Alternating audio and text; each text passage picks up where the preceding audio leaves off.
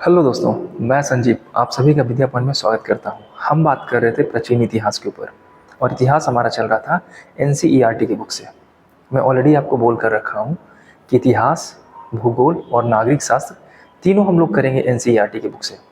अभी हम इतिहास के ऊपर बात कर रहे हैं, प्राचीन इतिहास के ऊपर।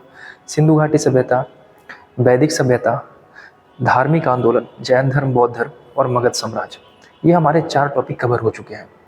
आज हम मगध साम्राज्य से एमसीक्यू लगाने वाले हैं और एमसीक्यू होने वाला है लूसेंट और घटनाचक्र के बुक से। यानी जितने भी क्वेश्चन बन सकते हैं मैं यहाँ पर लेकर आया हूँ। उसके अलावा हम लोग चलते चलते डिस्कस कर लेंगे कि कैसे कैसे क्वेश्चन और बन सकते हैं, है ना। तो महाजनपद से भी क्वेश्चन आता है यहाँ पर, वो भी आपको दिख जाएगा। हमारे साथ बने रहना, चैनल को लाइक कर देना, सब्सक्राइब भी कर देना और शेयर भी कर देना। पूरा का पूरा इतिहास, 1 रुपया भी आपको इधर उधर लगाने की ज़रूरत नहीं है। मैं इतिहास, भूगोल और नागरिक शास्त्र तीनों आपको लाकर दे दूंगा। आप देखते रहना और मैं लिंक दे दूंगा डिस्क्रिप्शन में, आप देख लेना कि किस तरीके से मैं एक्सप्लेन कर रहा हूँ चीज़ों को। ठीक है, आगे चलते हैं पहले क्वेश्चन के ऊपर। यह है आज का पहला क्वेश्चन। हर्यक वंश के किस शासक को कुनिक कहा जाता है? आंसर लगा लिए होगे, पता है ना, अजातशत्रु। अब अजातशत्रु से जरा आंसर लगा लियो तो ये भी बता दो अजातशत्रु गद्दी पर कब बैठे थे और कितने वर्षों तक राज किया था। अगर ये ऐसा क्वेश्चन आ जाए ना तो ऑलमोस्ट बच्चे मिस कर जाएंगे ना क्वेश्चन को। तो चलते हैं थोड़ा बात कर लेते हैं। अजातशत्रु के बारे में बात करें तो ये बैठे थे 492 बीसी में गद्दी पर, है ना। और इनके गद्दी पर बैठने के 8वें वर्ष ही महात्मा बुद्ध की मृत्यु हो जाती है ना। बुद्ध की मृत्यु हो जाएगी 8वें वर्ष, इनके गद्दी पे बैठने के 8वें वर्ष। यानी बुद्ध की मृत्यु हुई है 80 वर्ष की अवस्था में, है ना। और यही जो अजातशत्रु है राजगिरी में प्रथम बौद्ध संगीति का आयोजन करवाएंगे और इसके अध्यक्ष होंगे महाकश्यप। अजातशत्रु 492 बीसी में गद्दी पर बैठेंगे और 460 बीसी तक ये गद्दी पर रहेंगे। तो अब आप ही बता दो कितने वर्ष का समय हो गया? 32 वर्षों का समय हो गया। ये सारे क्वेश्चन एग्जाम में पूछे जाएंगे। बिंबिसार क्या करते हैं, अंग महाजनपद को जीत लेते हैं और अजातशत्रु को दे देते हैं कि वहाँ पे शासन करो। अजातशत्रु अपने पिता की हत्या करके मगध साम्राज्य पे राज करना शुरू करता है, लेकिन अजातशत्रु अवंती से डरता था। अवंती के साथ बिंबिसार यानी मगध और अवंती का युद्ध चल रहा था। चंडप्रद्युम्न के बारे में जानते हो गया, जो अवंती का राजा था। तो अवंती के डर से चंद्रगुप्त, ये अजातशत्रु जो है वो राजगीर के किले बंदी करवा दिया था और ये भी क्वेश्चन पूछा जाता है। ठीक है, आगे चलते हैं अगले क्वेश्चन पे। किस शासक ने गंगा एवं सोन नदियों के संगम पर पाटलिपुत्र नामक नगर की स्थापना की थी? बार बार क्वेश्चन पूछा जाता है, देख लो कहाँ पूछा गया है। बीपीएससी के एग्जाम में पूछा गया है और ये ऑलमोस्ट बार पूछा गया ही होगा। तो गंगा और सोन नदियों के संगम पर कौन सा स्थित था? पटना, वर्तमान पटना अभी भी है। और इसको बसाने वाले कौन थे? उदाइन। उदाइन क्या करते हैं, जो अजातशत्रु के पुत्र हैं यही स्थापित करते हैं पाटलिपुत्र को। और मगध की दूसरी राजधानी हमारी है पाटलिपुत्र। और पहली राजधानी क्या थी? तो पहली राजधानी थी राजगृह, जिसे गृह ब्रज के नाम से जाना जाता था। ठीक है, आगे चलते हैं। शिशुनाग वंश का वह कौन सा शासक था जिसके समय में वैशाली में द्वितीय बौद्ध संगति का आयोजन किया गया और उसे काकवर्ण के नाम से भी जाना जाता है? अब यहाँ पर क्वेश्चन में ही आपको बहुत सारी जानकारी दे दी गई, जैसे काकवर्ण के नाम से कौन जाना जाता है, ये भी क्वेश्चन पूछा गया है। हाँ ठीक है, आंसर लगा लिए, कालाशोक, है ना। तो काकवर्ण के नाम से कालाशोक जाना जाता है। और काकवर्ण ने द्वितीय बौद्ध संगति का आयोजन कहाँ करवाया था? तो वैशाली में करवाया था। अच्छा, द्वितीय बौद्ध संगति का आयोजन कब हुआ था ये भी पूछा जाता है। तो 383 बीसी में हुआ था। इसके अध्यक्ष भी पूछे जाते हैं, कौन थे? तो सबका मीर थे इसके अध्यक्ष। अच्छा, ये भी पूछा जाता है कि कालाशोक के समय मगध की राजधानी कहाँ थी? तो समझना, कालाशोक के पिताजी हैं शिशुनाग और शिशुनाग हर्यक वंश के अंतिम शासक जो हैं नागदशक, इसकी हत्या कर देंगे शिशुनाग और हत्या करके मगध पे कब्जा कर लेंगे और एक नए वंश की स्थापना करेंगे जिसका नाम होता है शिशुनाग वंश। स्थापना करने के बाद ये राजधानी पाटलिपुत्र से लेके चले जाएंगे वैशाली। तो अब बातें ये आती है कि मगध की तीसरी राजधानी थी वैशाली। पहली राजगीर, दूसरी पाटलिपुत्र और तीसरी वैशाली। वैशाली वज्जी महाजनपद की राजधानी है वैशाली, है ना। तो वैशाली, लेकिन जब कालाशोक गद्दी पर बैठेंगे तो राजधानी वैशाली से बदलकर फिर से पाटलिपुत्र कर देंगे। और ये सारा क्वेश्चन ना एग्जाम में पूछा जाता है, तो ये सारी बातें अच्छे से याद रखना, नोट डाउन करना है तो नोट डाउन कर लेना। मगध साम्राज्य से क्वेश्चन हर हाल में पूछा जाएगा। आगे चलते हैं। 330 ईस्वी पूर्व में सिकंदर महान की मृत्यु कहाँ हुई थी? तो यहाँ पे सिकंदर के बारे में दे दिया आपको क्वेश्चन।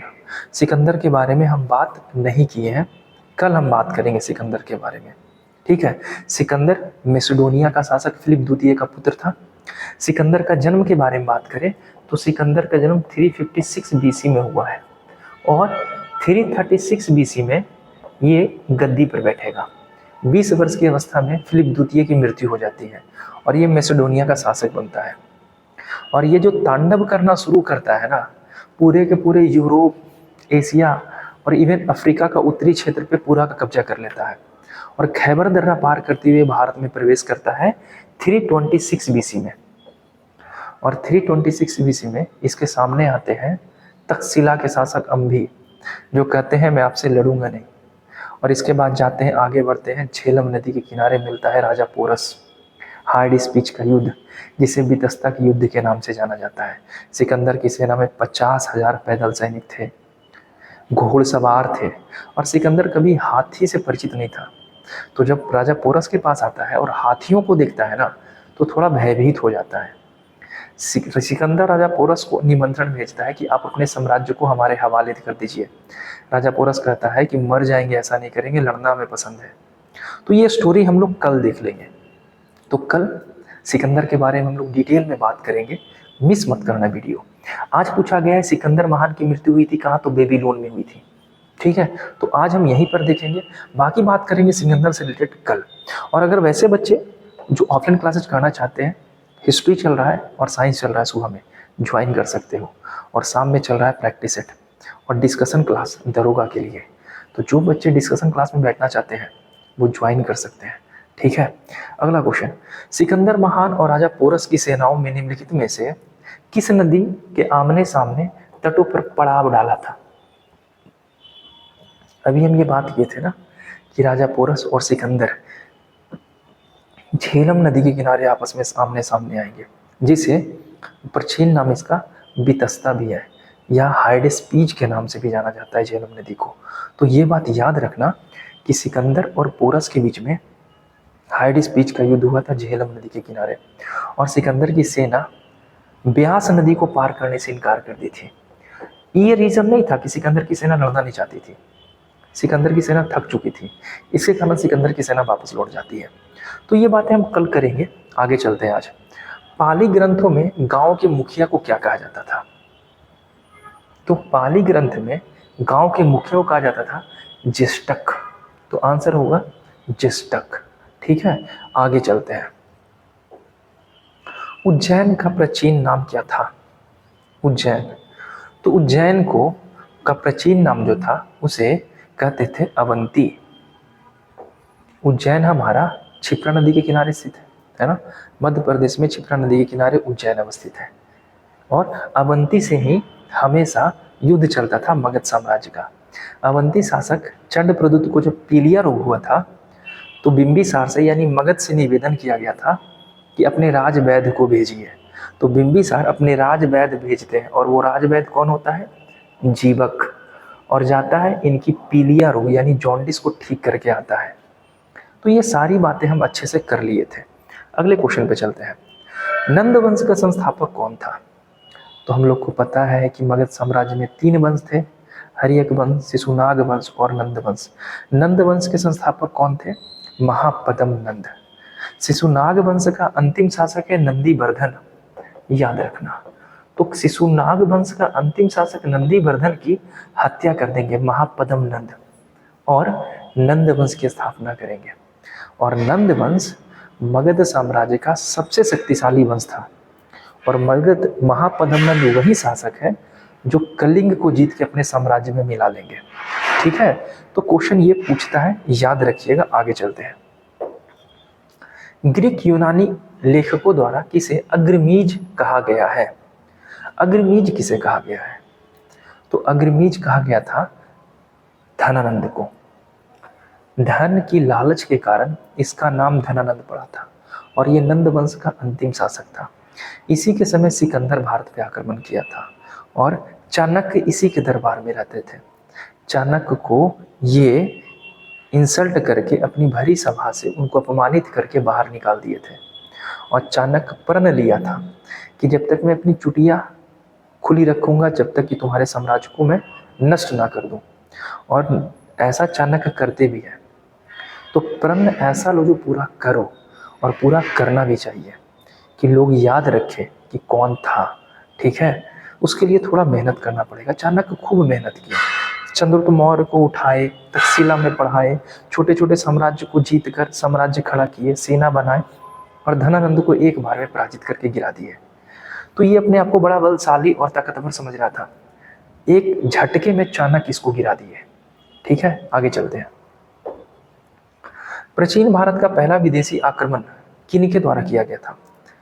प्राचीन इतिहास का बात कर रहा है, मध्यकालीन इतिहास का बात नहीं कर रहा है।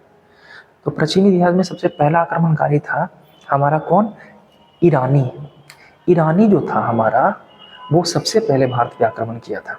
ठीक है, ईरानी शासक कौन थे वो आपको आगे क्वेश्चन में दिया गया है। सेम क्वेश्चन कहा गया है, ईरान के हकमनी वंश का किस शासक ने भारतीय भूभाग को जीतकर बाद में उसे फारस साम्राज्य का 20वां प्रांत बना दिया? वो कौन सा शासक था जो जीत लिया था भारत को? तो ये था दराय बाहु प्रथम। इसी ने सबसे पहले भारत पे आक्रमण किया था और भारत के क्षेत्र को जीता था। तो कल हम इसके बारे में भी थोड़ी बातें जान लेंगे। ठीक है, यहाँ से 2 क्वेश्चन पूछे जाते हैं। आगे, हाइडेस्पीच या वितस्ता का युद्ध किसके बीच हुआ था? अब घूमकर फिर वही क्वेश्चन आ गया और देखो ये क्वेश्चन पूछा गया है। तो इसका आंसर होगा किसके बीच में? सिकंदर और राजा पोरस के बीच में। निर्णायक युद्ध था, जीता नहीं गया था। राजा पोरस हार जाते हैं, सिकंदर जीत जाता है और राजा पोरस से सिकंदर कहता है कि अब आपके साथ क्या किया जाए? तो राजा पोरस कहता है सिकंदर से, जो एक राजा दूसरे राजा के साथ करता है। सिकंदर ये बात सुनकर और इसके साहस को देखकर राजा पोरस को माफ कर देते हैं और जीता हुआ क्षेत्र इसको वापस कर देते हैं। ठीक है, तो ये थे हमारे राजा पोरस भारत के। सिकंदर ने भारत पर कब आक्रमण किया? बेसिक सा क्वेश्चन है, मार ही दिए हो गया। 326 BC में सिकंदर भारत पे आक्रमण किया था। अच्छा, सिकंदर कितने महीने तक भारत में रहा था? तो ये भी बात याद रखना, सिकंदर 19 महीने तक भारत में रहा था। आगे चलते हैं। ये सारा क्वेश्चन हम कल अच्छे से कर लिए थे। मगध की प्रथम राजधानी कौन सी थी? अभी अभी बात किए थे, गिरिब्रिज या राजगिरी। दूसरी राजधानी पाटलिपुत्र, तीसरी राजधानी वैशाली, है ना। आगे, किस शासक द्वारा सर्वप्रथम पाटलिपुत्र की राजधानी के रूप में चयनित किया गया? वो कौन सा राजा था जिसने मगध की राजधानी सबसे पहले पाटलिपुत्र बनाया था? उदयन होगा। हाँ, उदयन किसका बेटा है? तो उदयन अजातशत्रु का बेटा है ना। और उदयन भी अजातशत्रु की हत्या कर देता है। जैसे अजातशत्रु बिंबिसार की हत्या किया, उदयन अजातशत्रु की हत्या कर देगा। तो जो आप किए हो ना आज, कल आपके साथ होगा और जब होगा ना तो सहने के लिए तैयार रहना। ठीक है, पता चलेगा कि कैसा होता है और बुरा ही होगा, तो जैसा करोगे वैसा होगा आपके साथ। 16 महाजनपदों की सूची उपलब्ध है। तो 16 महाजनपदों की सूची एक तो हमारा अंगुत्तर निकाय में है, जैन धर्म के, बौद्ध धर्म के अंगुत्तर निकाय और जैन धर्म के भागवती सूत्र। ये 2 बातें पूछा जाता है। ठीक है, कि भागवती सूत्र कि बता दीजिए 16 महाजनपद की जानकारी कहाँ मिलती है। आगे चलते हैं। निम्नलिखित में से मगध का कौन सा राजा सिकंदर महान के समकालीन था? तो पहले भी बात कर चुके हैं, जिस समय भारत पर सिकंदर आक्रमण करता है उस समय नंद वंश के शासक धननंद राज्य कर रहे थे, है ना। आगे चलते हैं। प्रथम मगध साम्राज्य का उत्कर्ष किस सदी में हुआ था? अब यहाँ पे थोड़ा सोचना, ऑलरेडी हम इसके बारे में कल बात किए थे कि हमारा मगध साम्राज्य में बिंबिसार गद्दी पर बैठते हैं। और बिंबिसार गद्दी पर कब बैठते हैं जी? तो 544 बीसी में बैठते हैं और 492 बीसी तक ये गद्दी पे रहते हैं। तो अब बता दो ये कौन सी शताब्दी है? छठी शताब्दी ईस्वी पूर्व। तो आंसर होगा छठी शताब्दी ईस्वी पूर्व। ठीक है, यानी 52 वर्षों तक ये राज किए थे और ये भी क्वेश्चन पूछा गया है। आगे, मगध पहला ईरानी शासक जिसने भारत के कुछ भागों को अपने साम्राज्य में मिला लिया। तो पहला ईरानी शासक था जिसका नाम था डेरियस, और डेरियस ने भारत के कुछ भाग को जीतकर ईरान के साम्राज्य में मिला लिया था। आगे चलते हैं। मगध के राजा अजातशत्रु का सदैव किस गणराज्य के साथ युद्ध रहा? तो हम तो पहले बात कर चुके थे कि अवंती का वो क्षेत्र है, और अवंती तो ऑप्शन में है नहीं, तो आंसर क्या होगा? तो आंसर होगा वैशाली यानी वज्जी। वज्जी के साथ हमेशा, एक मिनट, युद्ध रहा है ना? हाँ, तो आंसर होगा वज्जी के साथ। अजातशत्रु वज्जी पे भी आक्रमण करता है और वज्जी को अपने साम्राज्य में मिला लेता है, जबकि बिंबिसार क्या करते हैं? वज्जी की एक पुत्र रानी थी चलना, उससे विवाह करके वज्जी को अपने साम्राज्य में मिला लेता है। नंद वंश का अंतिम सम्राट कौन था? अभी स्टार्टिंग से देखते आ रहे हैं ना, धनानंद था। ऐसा क्वेश्चन तो छूटना ही नहीं चाहिए। अगला, भारत में सिक्के मुद्रा का प्रचलन कब हुआ? ये थोड़ा सा नया बात है कि क्वाइन भारत में कब आया था, सिक्के कब जारी किए गए थे? तो ये सिक्के जारी किए गए थे मौर्य के समय में, चंद्रगुप्त मौर्य, सॉरी, बिंबिसार के समय में। तो बिंबिसार कब गद्दी पे थे? 600 ईस्वी पूर्व। तो आंसर होगा 600 ईस्वी पूर्व। नेक्स्ट, और हाँ, वीडियो को लाइक जरूर कर देना, और जो मैं क्वेश्चन पूछूँ ना उसका आंसर कमेंट में जरूर देना। पूरा का पूरा हम हिस्ट्री इसी तरीके से हम लोग अच्छे से कर लेंगे। एग्जाम में जाओगे तो मैं आपको दिखा दूंगा कि कहाँ कहाँ से क्वेश्चन आया है। मगध सम्राट बिंबिसार ने अपने राज्य जीवक को किस राज्य के राजा की चिकित्सा के लिए भेजा था? तो अगर आप हमें अच्छे से सुन रहे होंगे तो इसका आंसर आप खुद दीजिए कि वो कौन सा राजा था जिसको पीलिया रोग हुआ था और जीवक को भेजा गया था और ठीक करके वापस चले आए थे। इसका आंसर आप हमें दोगे। किस शासक ने अवंती को जीतकर मगध साम्राज्य में मिला लिया था? अवंती, बिंबिसार के साथ तो लड़ाई हो गई, अजातशत्रु तो डर से किलेबंदी करवा दिया। अब बचा कौन? तो बचा शिशुनाग। शिशुनाग अवंती को जीतेंगे और अपने साम्राज्य में मिला लेंगे। महापद्म नंद को कलिंग को जीतेंगे ना, महापद्म नंद कलिंग को जीतकर अपने साम्राज्य में मिलाते हैं। किस मगध सम्राट ने अंग का विलय अपने राज्य में कर लिया था? तो अंग को मिलाने वाले हैं हमारे बिंबिसार। अंग को जीतकर मगध में मिलाएंगे और अजातशत्रु को अंग का राजा बना देंगे। तो आंसर होगा बिंबिसार। नेक्स्ट, शिशुनाग ने किस राज्य का विलय मगध साम्राज्य में नहीं किया? नहीं किया। तो शिशुनाग अवंती को तो जीत लिया था, ये तो हम पहले देख लिए थे। वत्स को भी जीत लिया था, ये दोनों को जीत लिया। काशी को नहीं जीता था। प्रसेनजीत का क्षेत्र था ना काशी। जब बिंबिसार शादी करता है उसकी बहन महाकोसला से, तो काशी दहेज में लिया जाता है। काशी उस समय 1 लाख रुपये का रेवेन्यू कलेक्ट कर रहा था, है ना? तो ये आंसर होगा डी। काशी और लिच्छवी के विलय मगध साम्राज्य में किसने किया था? काशी को भी मिला लिया और वज्जी को भी मिला लिया। तो ये करने वाले और कोई नहीं थे, हमारे बाबा बिंबिसार साहब थे।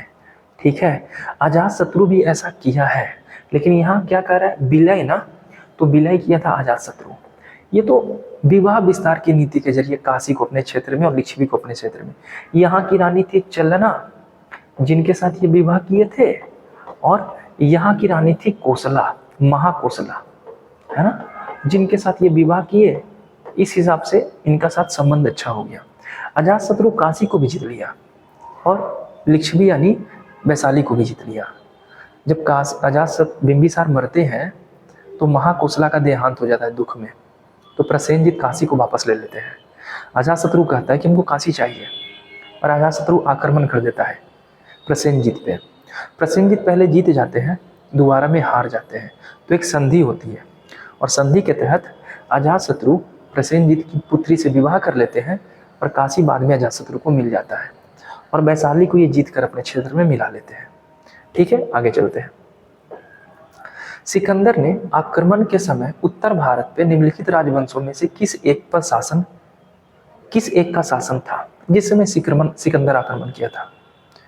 फिर से वही क्वेश्चन आ गया, सिकंदर के समय किस वंश का शासक था? नंद वंश का शासन था। और कौन गद्दी पर बैठे थे? तो धनानंद गद्दी पर बैठे थे। और देख लो ये क्वेश्चन पूछा गया है, यूपीएससी में पूछा गया है। अब ऐसा क्वेश्चन नहीं आता है, निम्नलिखित में से कौन सा एक ईसा पूर्व 6ठी सदी में प्रारंभ में भारत का सर्वाधिक शक्तिशाली नगर राज्य बन गया? तो इनमें से कौन सबसे शक्तिशाली बना था? मगध है ना? हाँ, मगध में लोहे की खोज हुई थी, भौगोलिक दृष्टि से मगध काफी अच्छा था। ये सारी बातें हम कर लिए थे। आगे चलते हैं। निम्नलिखित में से किस राज्य में गणतंत्र शासन व्यवस्था थी? रात का समय है, मच्छर मंडरा रहा है ना? दिन में वीडियो बनाएंगे तो आवाज आएगा, इवन अभी भी तो हल्का हल्का आवाज आ रहा होगा आप लोग को, बट ठीक है, बस लगे रहना है, एग्जाम को निकालना है और इस जंजाल से बाहर निकलना है ना। निम्नलिखित में से किस राज्य में गणतंत्रात्मक शासन व्यवस्था नहीं थी पूछा जा रहा है? तो कपिल वस्तु में भी थी, वैशाली में भी था और कुशीनगर में भी था। मल्ल, इसी के समय महावीर स्वामी की मृत्यु हुई थी ना। आंसर होगा मगध। मगध में हमारा गणतंत्र व्यवस्था नहीं था, राजतंत्र व्यवस्था थी। राजा का बेटा ही राजा बनेगा। नेक्स्ट, निम्नलिखित में से किसे सोनिया कहा जाता था? सोनिया मतलब होता है स्थायी सेना रखने वाला। ये कौन सम्राट शासक था? तो ये था बिंबिसार। बिंबिसार अस्थायी सेना रखता था और इसको तनख्वाह देता था, इसलिए बिंबिसार को सोनिया या श्रोणिक कहा गया है। नेक्स्ट, निम्नलिखित में से किसे उग्रसेन कहा गया है?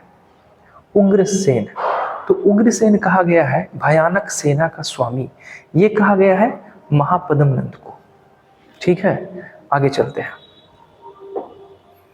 निम्नलिखित में से कौन सिकंदर के साथ भारत आने वाला इतिहासकार नहीं था? भारत आने वाला इतिहासकार नहीं था। तो नियाकर्स भी आया था, एरिस्टोबुलस भी आया था और एनासिक्रिटस भी आया था। आंसर होगा हेरोडोटस। हेरोडोटस की पुस्तक को पढ़ के ही सिकंदर भारत पे आक्रमण किया था। और सिकंदर के गुरु थे अरस्तु। अरस्तु 3 सालों तक सिकंदर को शिक्षा दिए थे और इस लेवल का शिक्षा दिए ना कि सिकंदर, अब समझ नहीं सकते कि सिकंदर महान क्यों कहलाता है। पूरा का पूरा क्षेत्र को जीत के मिला लिया था सिकंदर।